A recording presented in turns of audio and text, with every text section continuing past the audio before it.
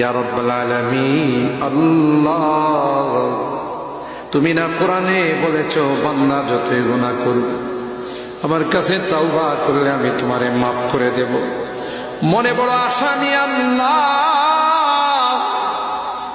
তোমার শাহী দরবারে ভিক্ষুকের মতো হাত বাড়াইলাম। তুমি যদি ক্ষমা না করো, কে আমাদেরকে ক্ষমা করবে? কে আমাদের মাফ করবে? ভিক্ষুকে একজনের কাছে ভিক্ষা না পেলে আরেকজনের কাছে পায়। এক দুয়ার থেকে বিতাড়িত হলে আরেক দুয়ারে যায়। তোমার দরবার থেকে যদি মাহরুম হয়ে যায়, বিতাড়িত হয়ে যায়, কার কাছে যাব? কে আমাদেরকে ক্ষমা করবে? মালিক রে, কাঙ্গালের মতো হাত বাড়াইলাম, তাওবা করতেছি, আর জীবনে কোনোদিন নামাজ ছাড়ব না, আর জীবনে কোনো গুনাহ করব না,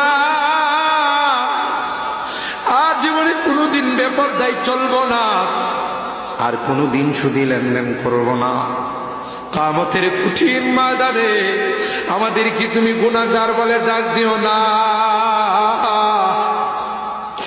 সূরা ইয়াসিনের মধ্যে পড়েছি, আল্লাহ গুনাহগারদেরকে তুমি গুনাহগার বলে ডাক দিবে, আর বলবে, এ পাপাচারের দলেরা, এ পাপিষ্টের দলেরা, আমার নেককার বান্দাদের থেকে আলাদা হয়ে যা। ওই দিন যদি আমাদেরকে নাম ধরে ধরে তুমি ডাক দাও, তোমার সমস্ত নবীদের সামনে লজ্জা পাবো।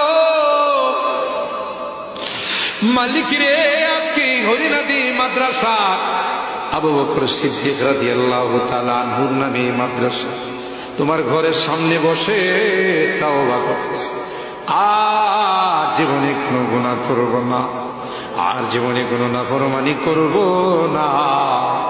মেহেরবানি করে আমাদের তাওবাগুলোকে কবুল করে নাও ইয়া রাব্বাল আলামিন। এই মাদ্রাসাকে কবুল করে নাও, মাদ্রাসার যত জরুরত আছে গায়বী খাজানা থেকে পূরণ করে দাও। মালিক রে, ছাত্র উস্তাদ এলাকাবাসী কমিটিকে তুমি কবুল করে নাও।